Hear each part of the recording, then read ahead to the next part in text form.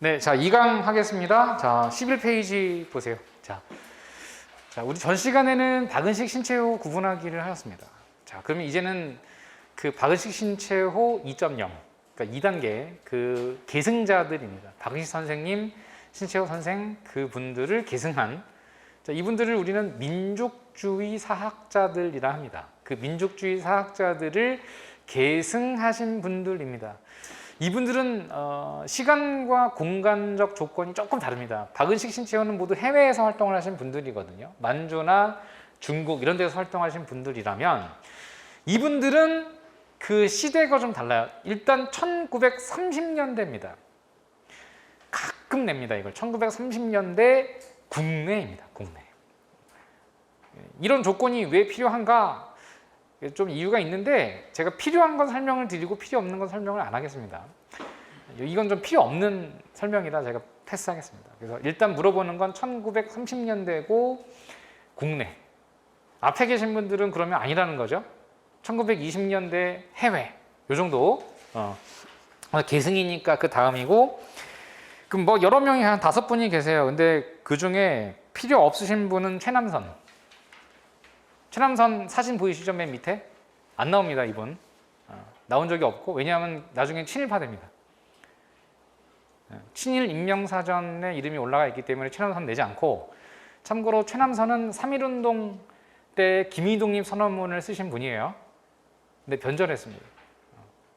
친일파가 됐기 때문에 안 내고, 그런 사람 잘 안 내요. 그럼 이제 누가 나면 정인보, 문일평, 안정, 손진태 이 4분 정도가 나오는데,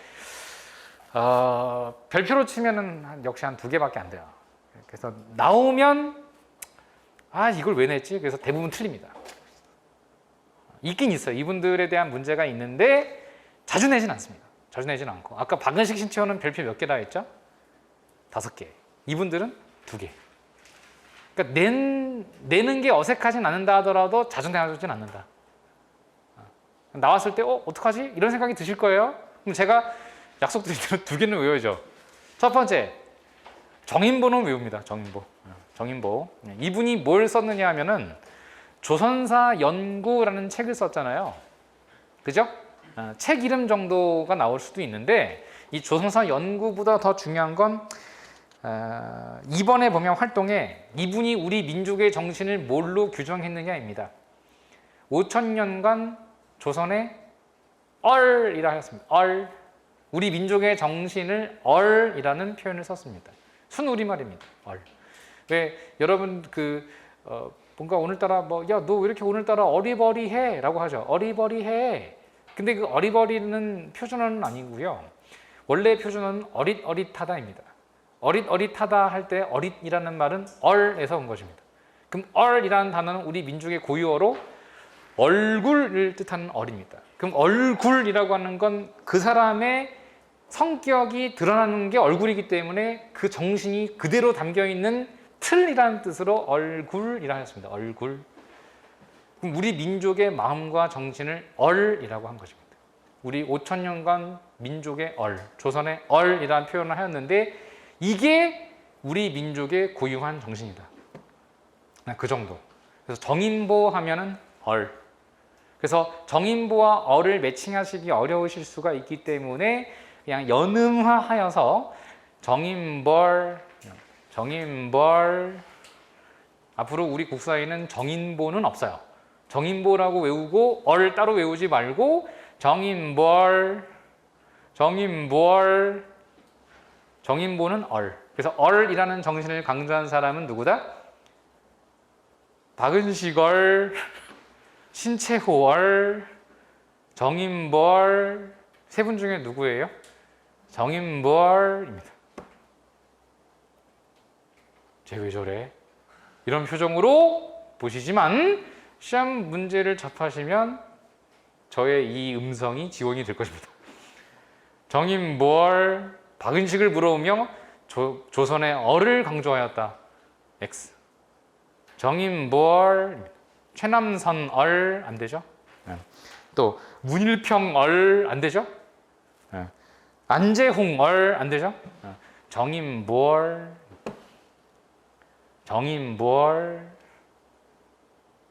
정인보월 이제 그만하겠습니다. 그 다음에 문일평 문일평 선생 두 번째. 거기 보면은 뭐 잔뜩 써 있어. 자, 외우지 마시고, 자, 거기 보면 우린 뭐에 주목하라? 우리 민족의 정신을 뭐라고 표현했는지가 중요한 거죠.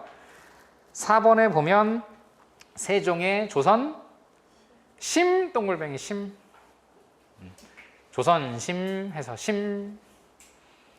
심을 강조한 사람 이름은 문일평. 문일평이니까 야, 님 향한 일편 단심이야. 문일평 단심, 문일평 단심, 문일평 단심, 정인볼, 문일평 단심. 안 헷갈리게 드리려는 거예요. 안 헷갈리게 해드리려고. 박은식은 국혼, 신채호는 난가, 정인볼, 문일평, 단심. 요겁니다. 그 왜 하필 세종의 심이라고 하였느냐.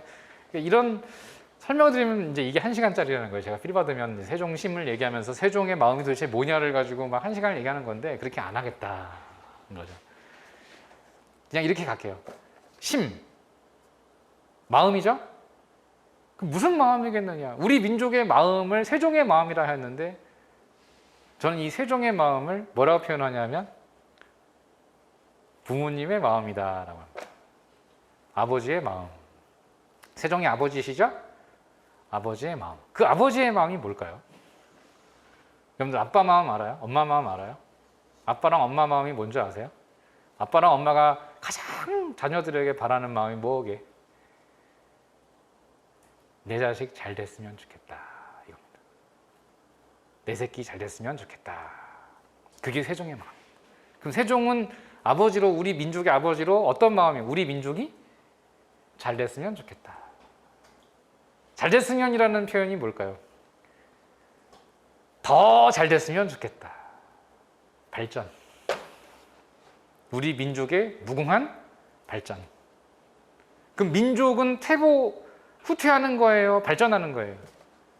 발전하기를 바라는 마음이 담겨 있는 겁니다. 그게 세종의 심이에요. 그럼 세종 때 우리 민족이 발전했어요? 못했어요? 엄청 했죠. 세종 때 우리 민족 문화의 발전이라. 그래서 조선 파트 문화사 들어가면 제목이 뭔지 아세요? 조선의 문화가 아니고요. 민족 문화의 발전입니다. 민족 문화의 발전. 그 민족 문화의 발전의 핵심과 결정체가 뭐게요? 세종 때 우리 민족 문화의 발전을 했다라는 결정체가 뭐게요? 세종 하면 생각나는 거. 그렇지. 그게 한글. 훈민정음. 그겁니다. 훈민정음. 그죠? 훈민정음은 뭘 상징해요? 단지 우리 말을 표기하는 문자체계예요? 아니죠?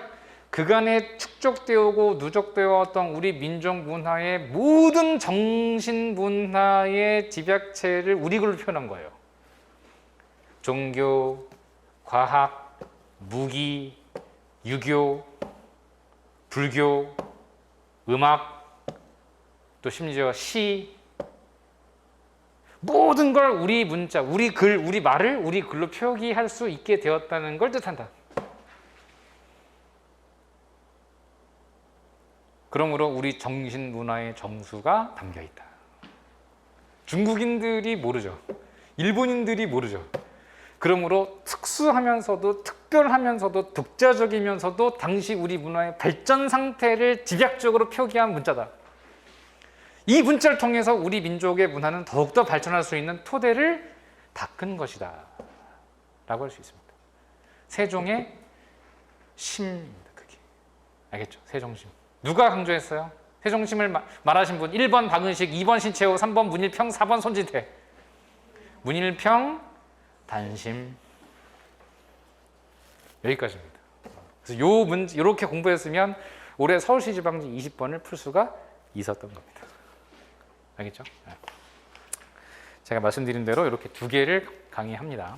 다음 12페이지 보시면 사료 익히기 이렇게 나온다는 거예요. 사료가 나온다는 거예요. 앞으로 모든 문제는 사료다 라고 생각하셔도 좋습니다. 그래서 사료 익히기 보시면 정인보 5천년간 조선의 얼이라고 써 있는데 이게 싹 빠지면서 다음 글을 쓴 인물에 대한 설명으로 적절한 것은 이렇게 된다. 그럼 여러분들이 막 읽다가 뭘 찾으면 돼? 읽는데 이게 누군지 모르겠다. 뭐 단군 어쩌고 조선의 정교는 단군으로부터 열리었다. 얼은 남이 빼앗아가지 못한다. 얼을 잃었다면 스스로 자실한 것이지 누가 가져간 것이 아니다. 그럼 얼이 나오니까 정인벌, 그죠? 이렇게 찾아라. 또 문일평 조선심을 묻는 가운데 조선글은 조선심에서 생겨난 결정인 동시에 조선학을 길러주는 비료라 하거니와. 제가 설명드리는 문장이죠, 이게. 우리 글이 있기에 우리 조선학이 발전할 수가 있게 된 토대를 닦았다. 그게 조선의 심, 세종의 마음이다. 그럼 이건 누구예요? 심이니까 문일평. 이렇게 찾는다.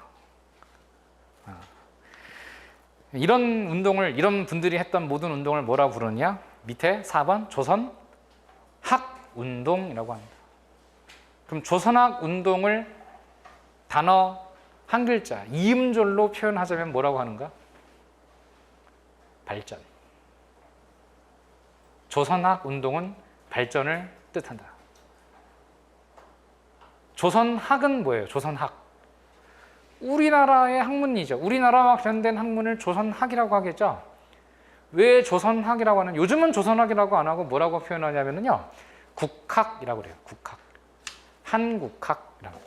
한국학. 그럼 한국학연구원이라고 따로 있거든요. 한국학연구원이라서 있어요. 그럼 한국학연구원에서 연구하는 게 뭘까요? 당연히 우리나라와 관련된 모든 것들이죠. 그럼 두 개를 얘기하면 첫 번째 국어, 두 번째 국사입니다. 그래서 국어와 국사를 연구하는 곳을 한국학연구원이라고 한다. 저도 한국학연구원에 들어가서 근무하는 게 대학 때는 목표이기도 했었어요. 한국정신문화연구원 이런데, 또 뭐 한국사편찬위원회, 국사편찬위원회 이런데 들어가는 게 제 목표이기도 했어요. 그런 게 꿈이기도 했죠. 그래서 조선학운동이란 일제시대에는 국학이라는 표현을 쓸 수가 없었기 때문에 조선학이라고 하였고, 조선학운동의 목표는 뭐였느냐? 우리 민족이 발전되어 왔다라는 걸 증명하고자 했던 운동이다. 알겠죠? 네. 누구한테 하고 싶은 말이에요? 일본. 일본 놈들이 항상 우리 보고 뭐래? 니네는 발전하지 못했어. 야만적이야. 조선 사람들은 멸시당할 만해. 발전하지 못했어. 늘 그렇게 가르쳐 왔거든요. 이분들은 아니야. 우리 발전해 왔어. 세종의 글 봐봐. 그게 조선심이야. 민족의 얼 담겨 있는 거야. 이런 얘기를 하면서 일본인들과 싸우고자 했었던 것이죠. 이걸 조선학 운동이라고 합니다. 그럼 조선학 운동을 전개하신 분들은 누구인 거예요? 정인벌, 문일평, 단심 등이다. 끝. 이렇게 정리하면 되겠어요. 그 다음 3절 사회경제사학. 이건 별표 4개. 역시 30년대입니다. 자, 사회경제사학은 시작이 이제 사회죠, 사회. 사회니까 이게 사회주의예요, 사회주의. 그럼 사회주의니까 우파예요, 좌파예요? 좌파죠. 좌익. 좌익이 뭐예요? 공산당, 공산주의, 사회주의입니다. 사회주의 입장에서 역사를 연구하는 사람들이 있었어요. 지금으로 따지면 누구냐? 북한입니다. 북한. 북한의 역사학 연구 방법론이 이런 방법을 택하고 있어요. 사회경제사학. 그러면 사회주의 사학이면 사회주의 사학이라 하면 되지 왜 경제사학이라는 단어가 들어갔느냐? 그게 좌파의 특징이에요.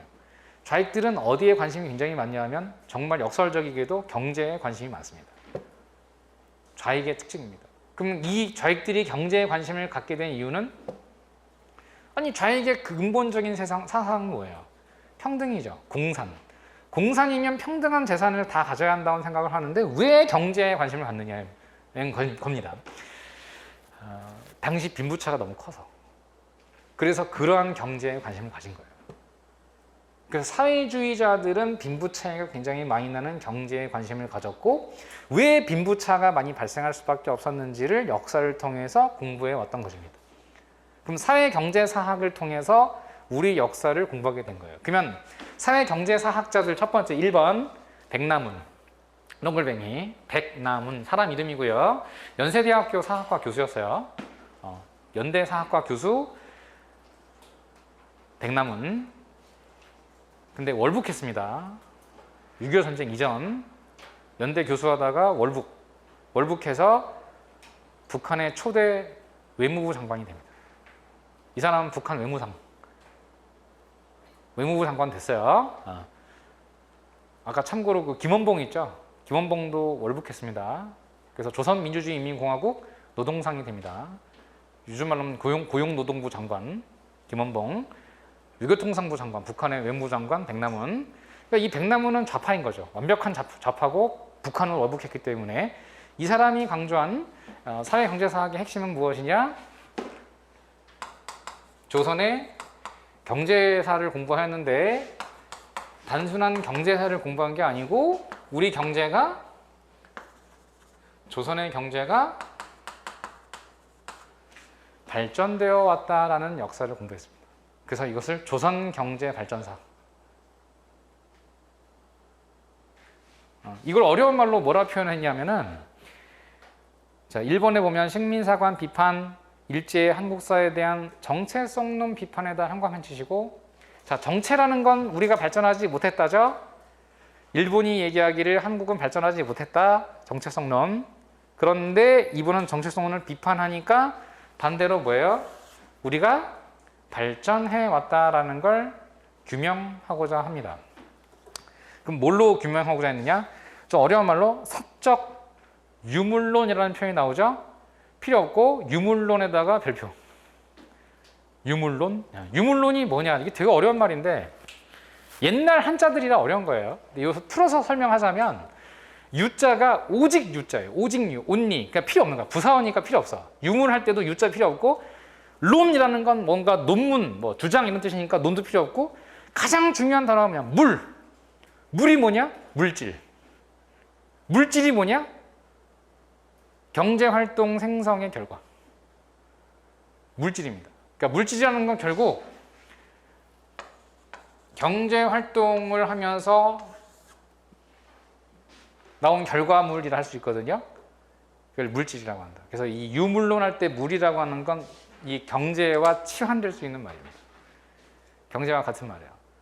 그럼 조선의 경제 발전을 사적 유물론에 입각하여라는 건 사적 유물론에 입각하여라는 건 조선의 경제 발전론을 그 전제로 조선의 경제가 발전해 왔다는 걸 전제로 하여 우리 역사를 공부했다, 이런 뜻입니다.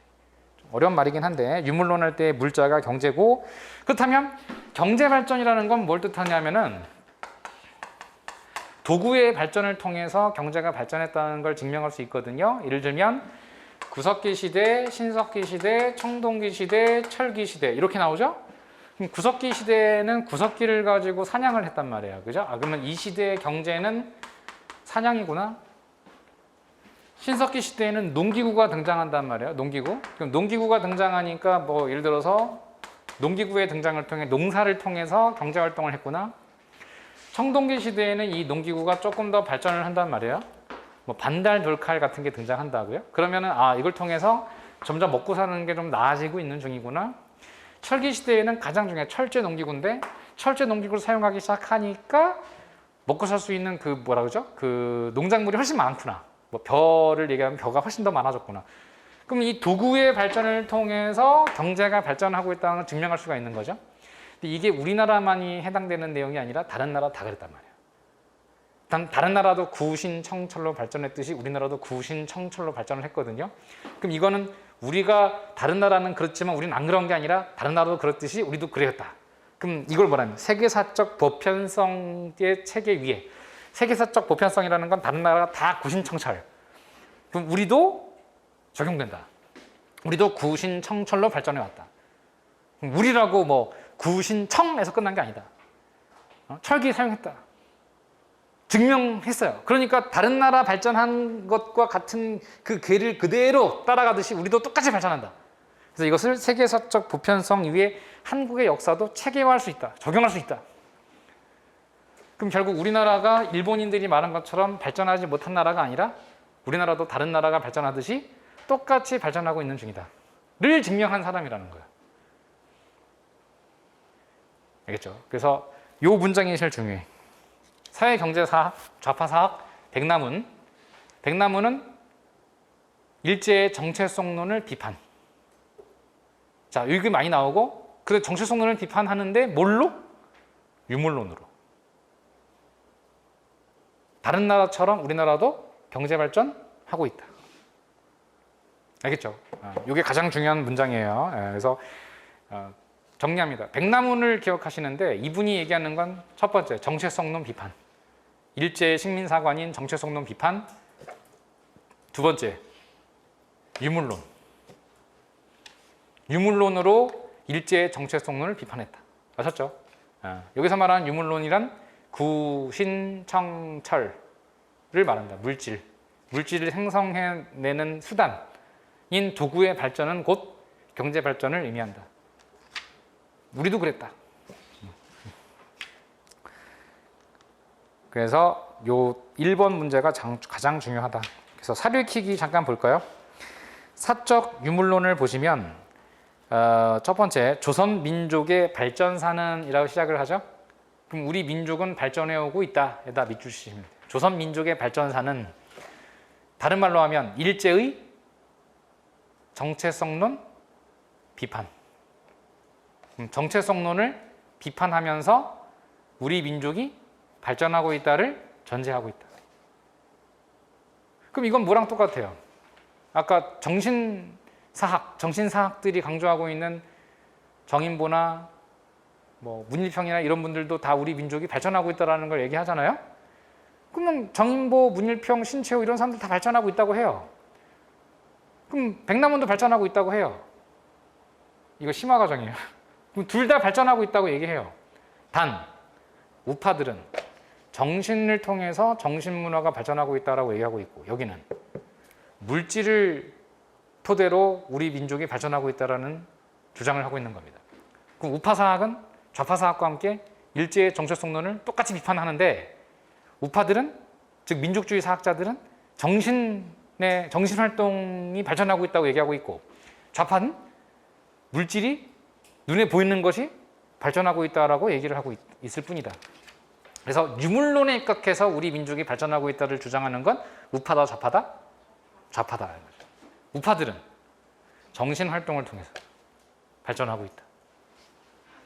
세종대왕 이런 사람들, 그 마음, 정신 이런 걸 강조하는 게 우파고, 좌파는 물질. 알겠죠?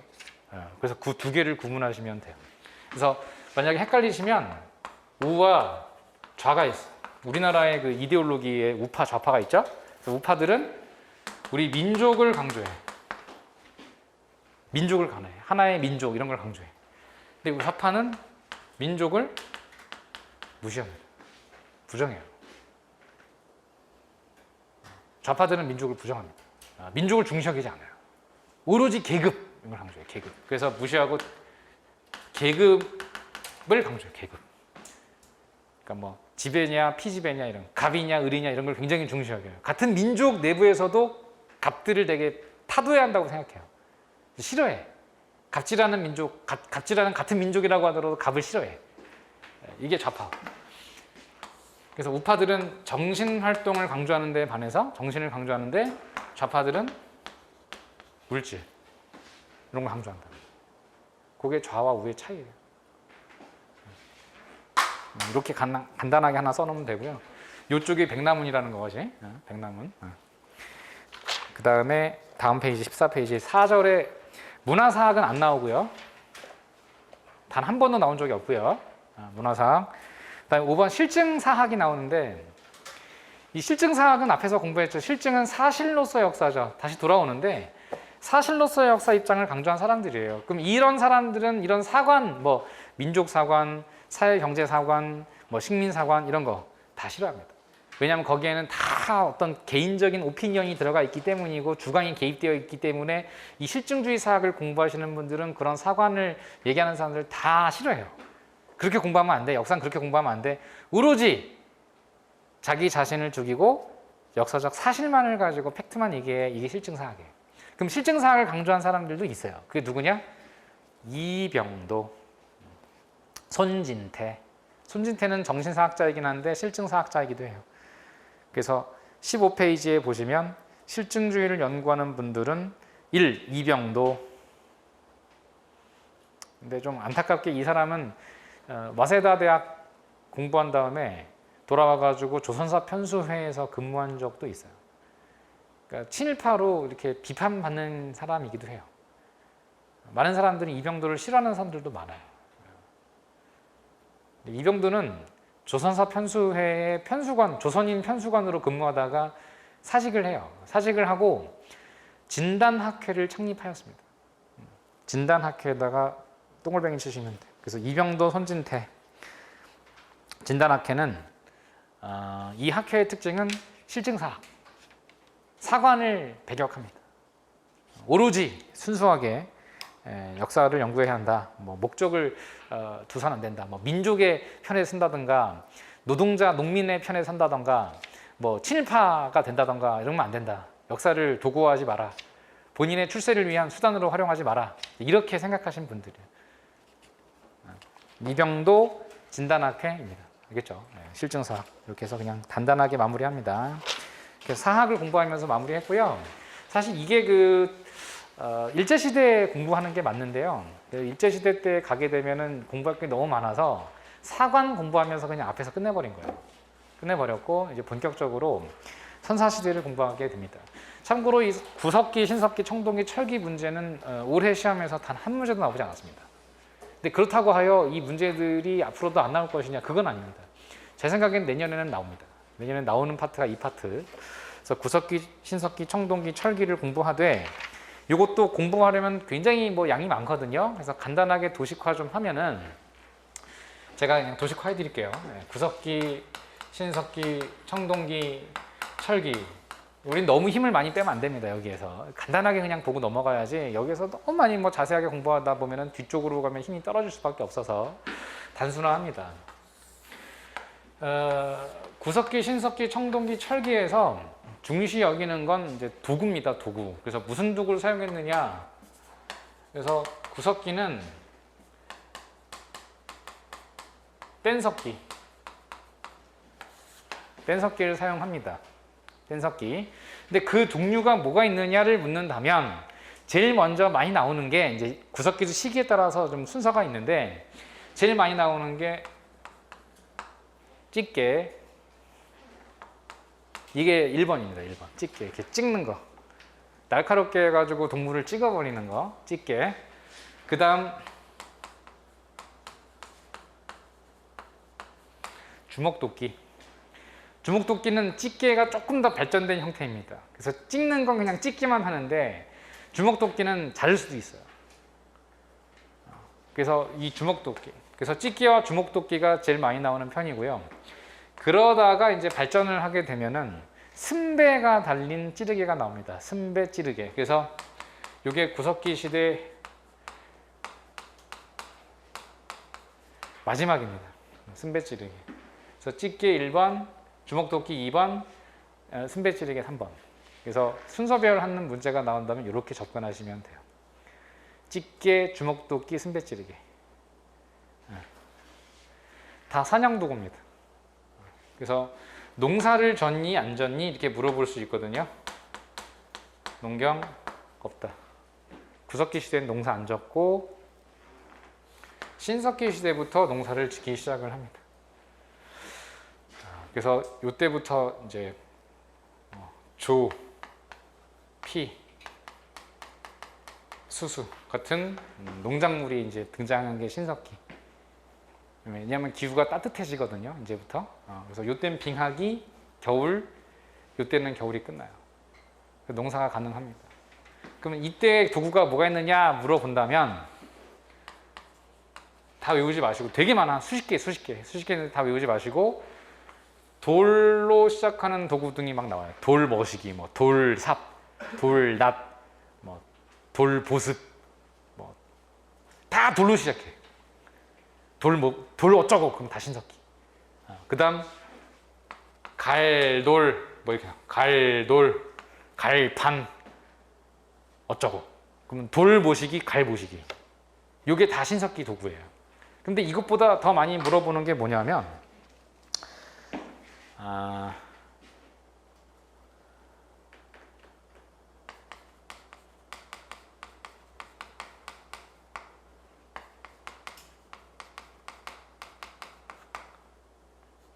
가락바퀴, 뼈바늘과 가락바퀴입니다. 뼈바늘과 가락바퀴는 실이랑 바늘입니다. 실패, 바늘 이렇게 등장을 합니다. 그래서 이른바 원시적 수공업이 등장하였다. 이게 신석기 특징이에요. 그러니까 날씨가 따뜻해지니까 이렇게 물이 많고 그럼 그물도 만들어야 되고 따뜻해지니까 옷도 바꿔야 되죠. 털옷 입고 다니다가 가벼운 지금 입고 다니시는 옷들도 바꾸는 거예요. 그래서 이런 그 바늘이랑 실패가 필요했던 거예요. 이런 게 중요한 것이고, 그러면 뭐 사냥도 하고 채집도 하고 뭐 어로도 하고 수렵도 하고 뭐 농사도 짓고 그럼 먹을 게 훨씬 많아지죠? 이 돌아와서 얘기하자면 백나무니 그걸 증명한 겁니다. 그럼 우리나라만 발전하지 못한 게 아니라 우리나라도 다른 나라처럼 똑같이 이렇게 발전하고 있다. 경제 발전사를 증명함으로써 일제의 정체 성론을 비판한 거예요. 그럼 너무 많아지죠, 먹을 게. 그래서 이제 세 번째, 토기. 그럼 농사를 짓지 않을 때는 토기가 필요가 없는 거예요. 그럼 농사를 짓기 시작하는 순간부터 토기가 필요한 거예요. 그래서 신석기 시대는 사실은 토기 시대예요. 그래서 이 토기도 순서 배열해야 됩니다. 이른 민무늬 토기부터 시작을 해서 빗살무늬 토기로 나갑니다. 여러분들 이 빗살무늬 토기는 많이 들어보셨죠? 생긴 거는 이렇게 바닥이 뾰족하고 이렇게 빗살무늬가 들어가 있기 때문에 빗살무늬 토기라고 하거든요. 그래서 신석기 시대의 가장 일반적인 토기는 빗살무늬 토기입니다. 그러나 최초로 만들어진 토기는 아닙니다. 최초로 만들어진 토기는 이 이른자가 들어가야 됩니다. 이른이라고 하는 거는 early입니다. 초기. 제일 먼저 만든 토기라서 이른자가 들어가는 겁니다. 그래서 신석기 시대에는 이런 농사를 지었기 때문에 농작물을 보관하기 위한 토기도 필요했다. 그러면 생각해 보세요. 먹을 게 많아지니까 농사도 짓고 저장하기 위한 저장 용기도 필요한 것 아닙니까? 그러면 먹을 게 많아지면 애를 많이 낳죠. 먹을 게 없으면 집단이 적을 수밖에 없어요. 먹을 게 없으니까. 그럼 먹을 게 많아지면 집단이 점점 커지는 거죠. 그래서 이때 그 물이라고 할까요? 그 돌아다니는 그 부족의 규모? 그런 게 좀 차이가 나기 시작하는데, 요 집단이라고 하는 표현, 구석기 시대 때에는 무리라 그래요. 밴드. 그 무리를 짓는다 해서 밴드라는 표현을 쓰고 있고, 그럼 7명에서 15명, 그러니까 20명을 넘지 않아요. 그럼 7명에서 한 10명 내외에 무리를 지어서 이동하는 시대란 말이죠. 왜냐하면 사냥을 해야 되니까. 그래서 무리를 짓고 이동을 합니다. 그런데 먹을 게 많아지면 규모가 커지죠. 그래서 신석기 시대부터는 그 단위가 20명에서 50명 단위로 늘어납니다. 한 3배 이상. 그래서 이런 단위를 뭐라 하냐면 시족이라 그래요. 시족 집단은 혈연 집단을 말하고, 이게 그 씨가 지금의 성씨를 타는 말은 아닌데, 그러니까 같은 블러드 네트워크, 그러니까 혈연적 동질성이 굉장히 강력한 집단이라는 정도입니다, 이게. 근데 이 시족은 농사를 짓기 시작한 시족이었단 말이야. 그럼 농사를 돌아다니면서 짓지는 않죠. 그래서 정착을 하기 시작하는 거예요. 그래서 한 50명 정도의 부족이 등장을 합니다. 그럼 연상을 한번 해보세요. 농사도 짓기 편하고 어로도 편한 곳이 어디겠어요? 강가 근처죠. 그래서 이 시기 부족 집단이 정착한 지역이 우리나라로 치면 다 강가 근처예요. 혹은 바닷가 근처. 그래서 강가 하류나 바닷가 근처가 신석기 시대의 유적지들이 많은 거예요. 가장 서울에서 가까운 지역이 어디냐면 한강, 서울, 강동구, 암사동 유적지입니다. 1925년 을충년 대홍수가 일어나면서 1925년 홍수는 서울의 지형을 바꾼 엄청난 홍수였거든요. 그래서 서울의 절반이 물에 잠긴 그런 홍수였기 때문에 지금의 한강의 그런 형태가 나왔어요. 그 전까지는 지금의 한강 형태가 아니었습니다. 근데 암사동도 원래 강 밑에 있던 게 강 구조가 뒤바뀌면서 강 밑에 있던 게 위로 올라오고 위에 있던 유지가 강 밑으로 내려가 버린 거예요. 침수되면서.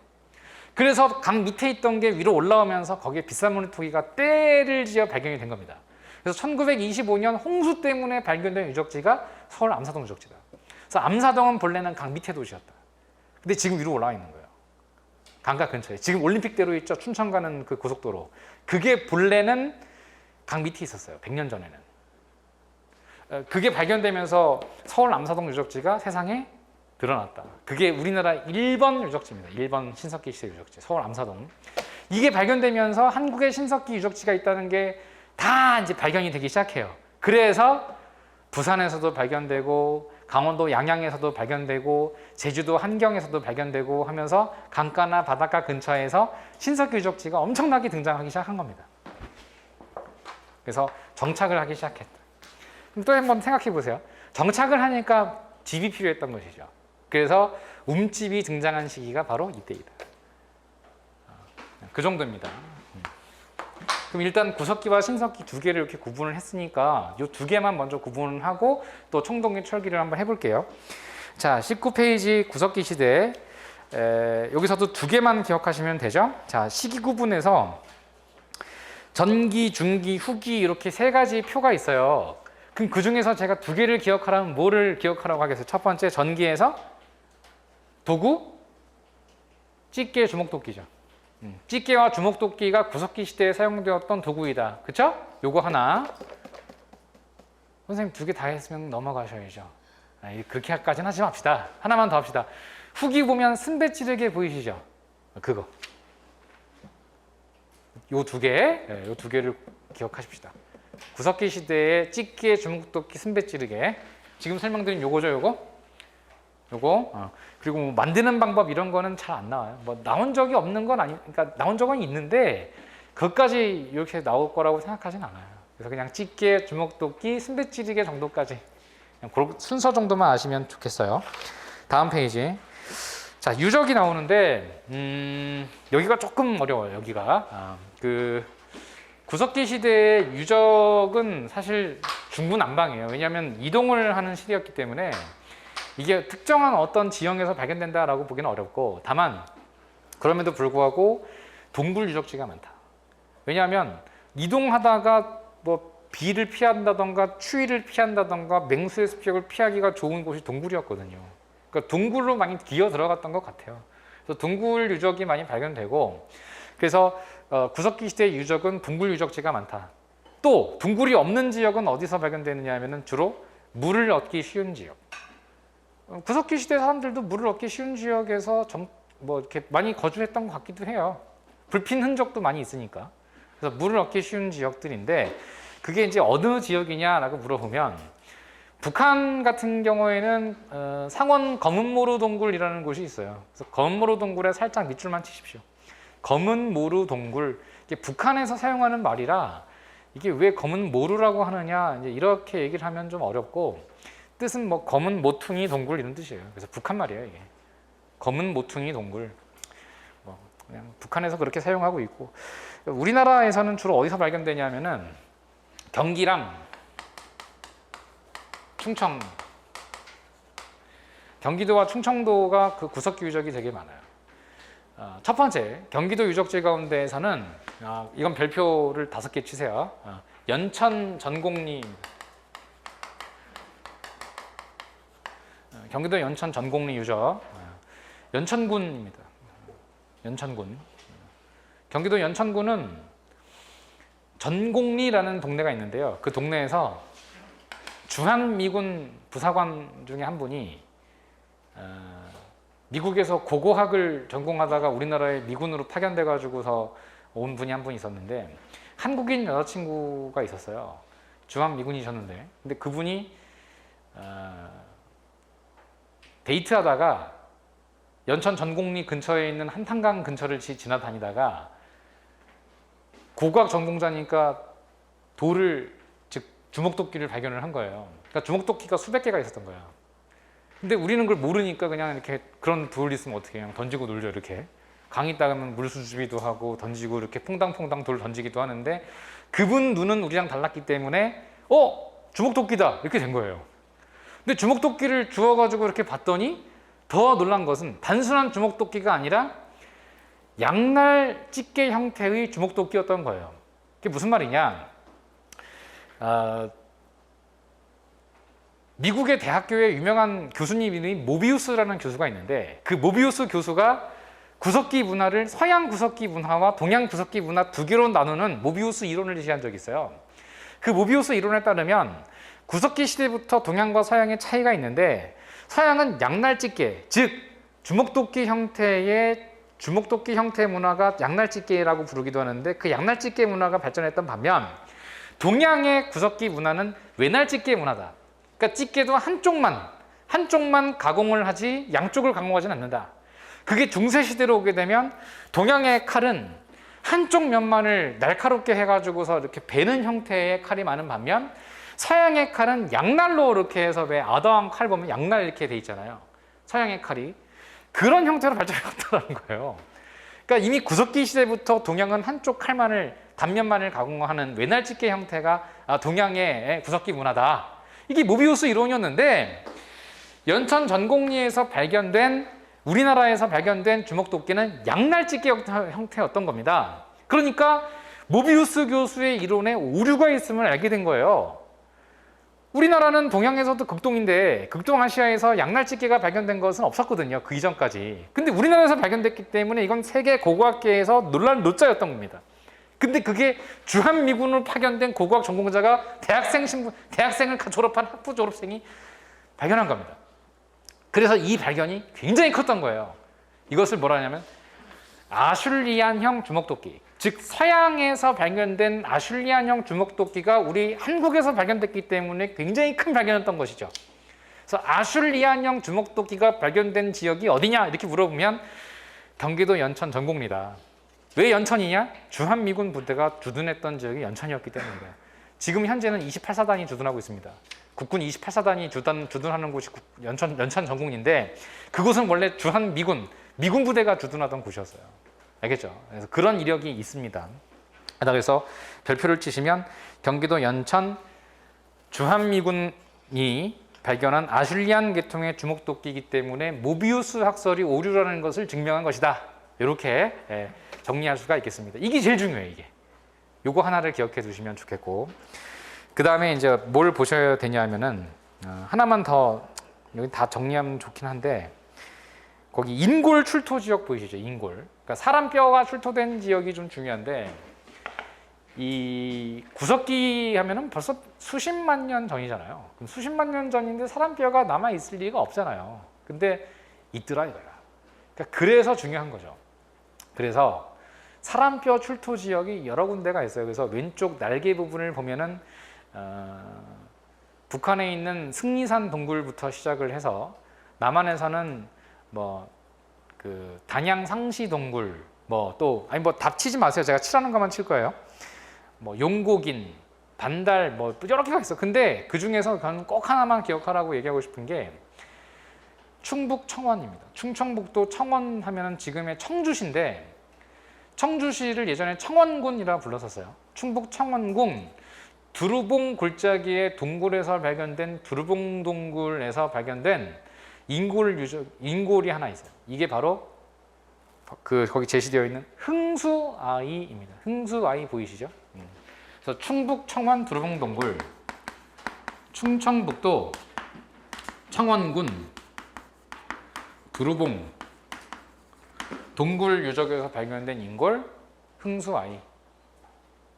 이 흥수아이는 그 복원되어 있는 내용을 보면 그 인골이 보이시죠? 이런 형태로 발견됐거든요. 뼈다구가. 근데 이 발견된 일화가 있어요. 김흥수 씨라는 분이 계십니다. 김흥수 씨. 근데 그 김흥수 씨는 한국 도로교통공사인가? 그런 데 다니시는 분이세요. 그래서 우리나라의 그 터널을 뚫는다던가 도로를 새로 낸다던가 하는 그런 건설 계통에서 일하시는 공무원이신 걸로 알고 있는데, 이 김흥수 씨가 놀랍게도 이런 그 발파 작업이나 터널을 뚫는 과정에서 이런 구석기 도구나 이런 유적을 많이 발견을 하게 된답니다. 그래서 관심을 엄청 많이들 갖고 계셔가지고 이런 게 발견될 때마다 서울대 고고미술사학과에 친분이 있으신 교수님한테 늘 보냈대요.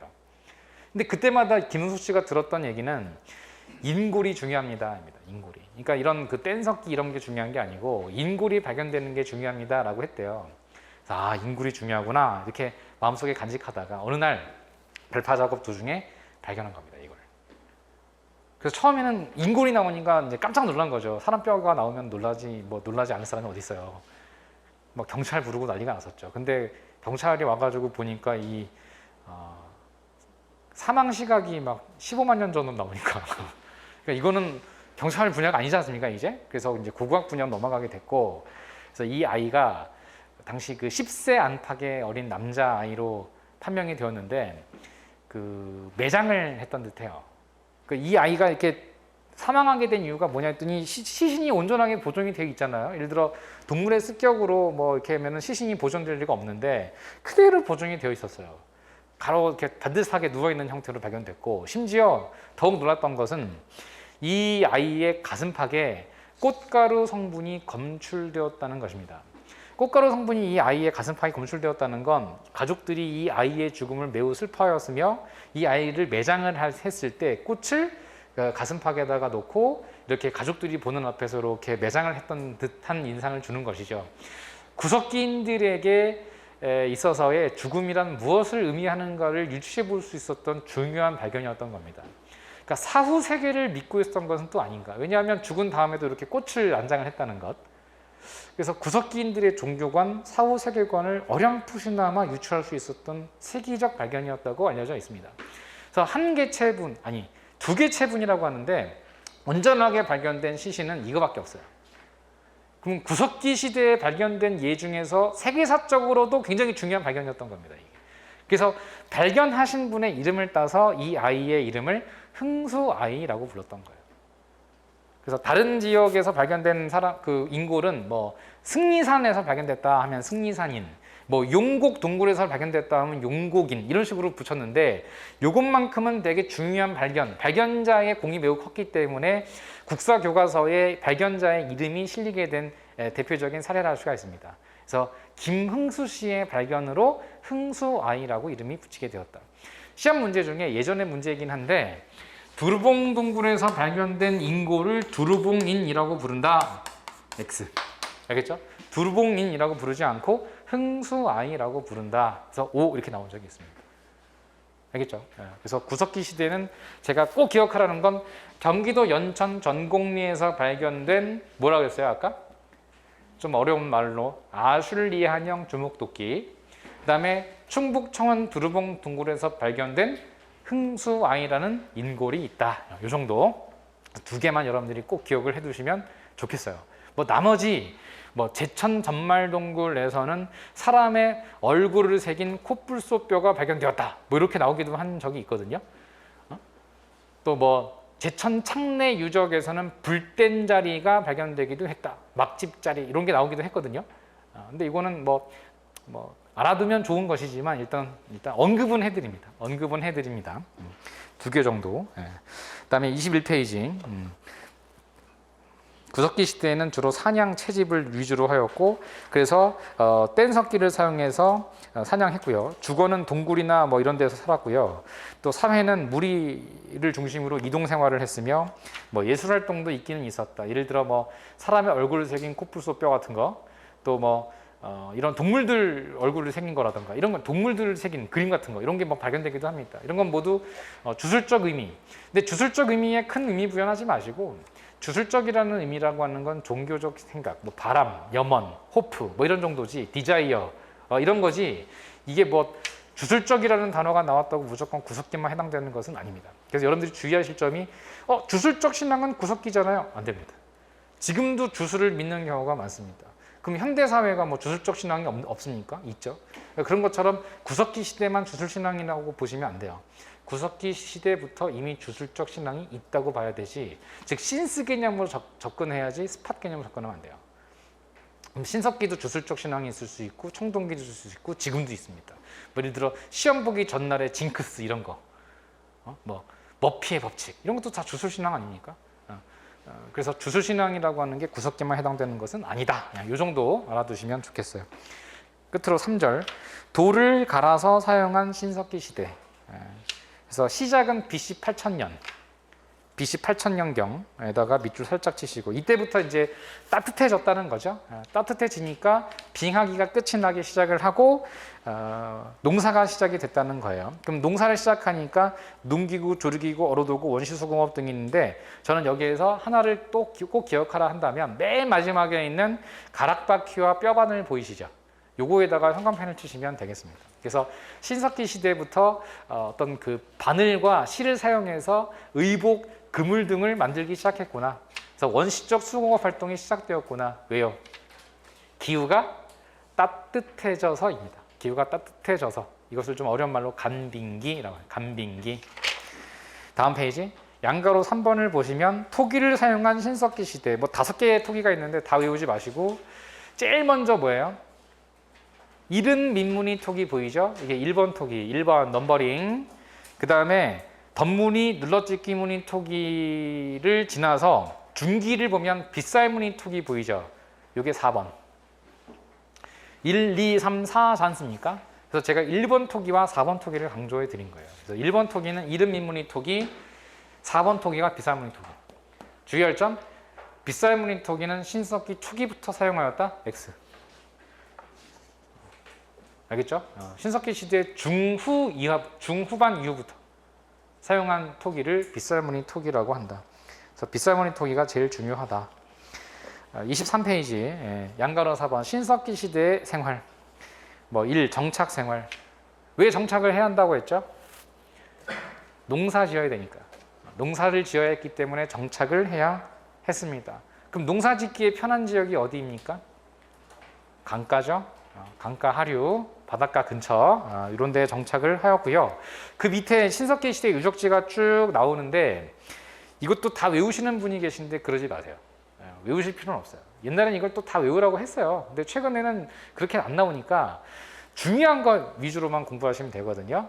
그러면 가장 중요한 유적지가 제가 어디라고 해서 우리나라 신석기 시대 유적지 가운데 제일 먼저 발견된 지역, 서울 암사동. 서울 암사동 유적지를 위주로 공부하시면 돼요. 그래서 밑에서 세 번째 줄에 서울 암사동 보이시죠? 요거에다가 형광펜 치시면 되고요. 빗살무늬 토기가 수십 개가 발견됐어요.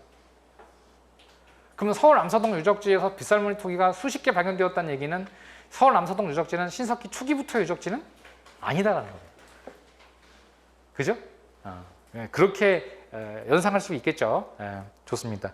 그 밖에 보시면 다 강가나 바닷가 근처들이에요. 이렇게 접근하시면 돼요. 예를 들어 평남 온천도 뭔가 강가 근처니까 내천자가 들어갔죠.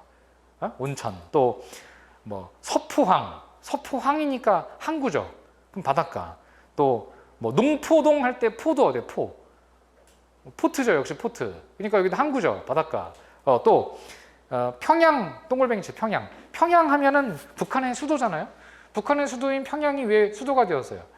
대동강이 있어서요. 강가. 그러니까 평양 대동강 유적이에요. 여기가. 평양 대동강 유적. 서울의 한강의 유적이 암사동이듯이 평양의 대동강 유적이 신석기 시대 유적지라는 정도입니다. 그래서 이걸 자세하게 외울 필요 없고 그냥 강가, 평양, 여기가 신석기 유적이구나. 그리고 양양, 바닷가죠? 부산, 바닷가죠? 제주도, 바닷가죠? 이게 다 강가나 바닷가 유적지가 대부분 다 이렇게 신석기 유적인 경우가 많더라. 그래서 원시적으로 묻는 문제 가운데 구석기 유적이랑 신석기 유적을 구분하는 문제들이 있긴 있거든요. 예를 들어서 다음에서 설명하는 시대의 유적지로 적절한 것이 뭐냐 이렇게 물어보면은 1번 상원 건무로 동굴, 2번 연천 전곡리, 3번 공주 석장리, 4번 서울 암사동 유적. 이 4개 중에 시대가 다른 게 어디냐 이렇게 묻는 경우가 있어요. 그러면 여러분들이 찾을 수 있어야 된다는 것입니다. 대부분 서울 암사동 유적을 내요. 서울 암사동 유적은 서울인데 구석기 같아요? 서울에 구석기 없죠. 그래서 신석기. 근데 뭐 구석기 유적은 구석기 티켓, 건모로 동굴, 연천 전곡리, 공주 석장리, 뭐 대천 창내 유적 이런단 말이야. 근데 여기는 서울 남사동, 부산 동삼동 이런 데가 다 신석기란 말이죠. 그래서 구분을 하실 수는 있어야 된다. 이 정도. 그다음에 이번에 농경 주의할 점은 조피 수수인데 외우시지 마시고 이건 낸 적이 없어요. 뭐를 내냐면은 벼가 들어가면 안 돼요. 벼. 그럼 벼농사는 어디부터냐? 여기부터입니다. 그래서 청동기 시대부터가 쌀, 벼미. 신석기 시대는 없어요. 신석기 시대는 벼농사가 없어요. 그것만 주의하시면 돼요. 그래서 이거 조피 수수 이거 외우시지 마시고 벼농사를 주로 물어봐요. 벼농사가 언제냐? 그러면 청동기인데요. 이라고 하십니다. 청동기. 그 정도. 다음 4번 보시면 이제 조개더미 유적이 많이 발견되는 게 언제니? 라고 물어보면은 구신청철 가운데 조개는 주로 바닷가에서 채집할 수 있잖아요. 그럼 언제겠어요? 신석기입니다. 신석기. 그래서 신석기 시대에 조개더미 유적이 많고요. 그냥 그 정도. 그렇다고 뭐 청동기인 철기니 없다라고 할 수는 없어요. 있긴 있는데 신석기가 제일 많아요.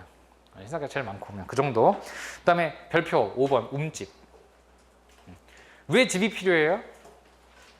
네, 정착하니까 정착하기 시작한 순간부터 집이 필요한 거예요.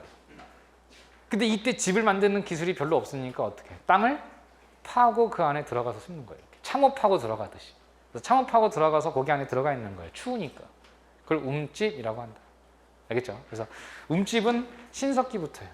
차이가 있다면 신석기 시대의 움집은 이렇게 동그래요. 그런데 청동기 시대부터의 움집은 이렇게 직사각형이 많아요. 그게 차이. 그래서 신석기 시대의 움집은 원형의 동글뱅이 치시면 돼요. 원형. 네. 그 다음에 6번에 시족 사회 보이시죠? 시족. 그러면 시족이 어느 시대냐 묻는다면 구신청철 가운데 시족이 언제냐 물을 수 있거든요. 그럼 어느 시대냐 이렇게 묻는다면 어느 시대가 이렇게 연상을 한번 해보세요. 시족. 내가 이걸 외워야 돼. 외워야 돼. 그럼 언제 딱 이렇게 그죠? 시족하면 시죠. 신석기. 그래서 시족하면 신석기에서 여기 들어가 있다고 생각하시면 돼요. 그래서 시족입니다. 시족. 그다음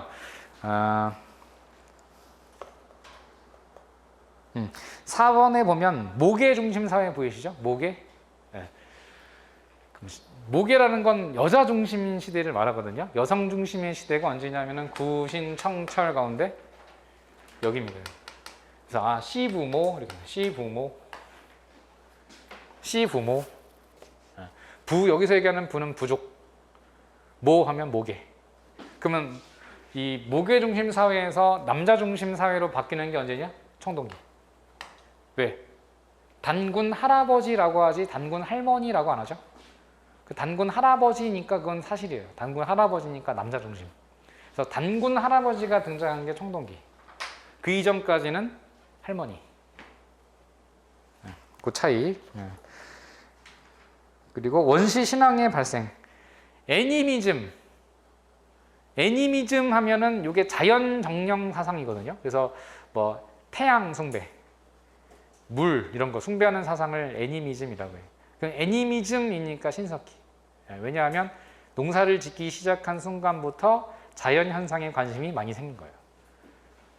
그럼 애니미즘이 있던 시대는 여자 중심인가 남자 중심인가 묻는다면 여자 중심. 왜? 애니미즘이죠. 애니미즘이니까 에미니즘. 에미들이 중심인 시대구나. 애니미즘이니까 에비니즘 아니죠? 애니비즘 아니죠? 에비 중심이 아니고 에미 중심들이니까 애니미즘이 있던 시대는 에미 중심 시대구나. 그다음에 샤머니니까 이게 무당 숭배거든요. 무당을 숭배하던 사상이 있던 시대가 신석기예요. 그럼 샤머니즘이 있던 시대는 남자 중심이에요? 여자 중심이에요? 여자 중심. 샤머니죠. 샤머니. 머니죠. 머니. 어머니. 샤머니즘 할 때 샤먼들은 남자들이 무당일까요? 여자들이 무당일까요? 여자들이 무당인 경우가 많아요. 이게 남자들이 무당인 경우가 많았다면 샤버지즘이라 했겠죠. 샤머니니까 어머니. 그럼 애니미즘이 있던 시대는 애미들 중심, 애미니즘, 샤머니즘 다 무게중심 사회. 그래서 애미니즘, 샤머니즘 있던 시대는 신석기 시대, 무게중심 시대일 때의 신앙이다. 그래서 애미니즘과 샤머니즘, 뭐 그밖에 토테미즘, 뭐 영원 불멸 사상 등이 있는데요. 토테미즘은 동물, 식물 숭배 사상. 토테미즘, 동물이나 이런 그 식물을 숭배하는 시대예요. 동물 가운데 우리 민족은 곰 신앙이 굉장히 강합니다. 뭐 호랑이 신앙도 있고요. 그래서 곰이나 호랑이를 믿는 신앙이 이때 굉장히 강했다. 알겠죠? 그래서 동식물 숭배 사상이라 할 수 있습니다. 여기까지 하겠습니다. 잠시 쉬겠습니다.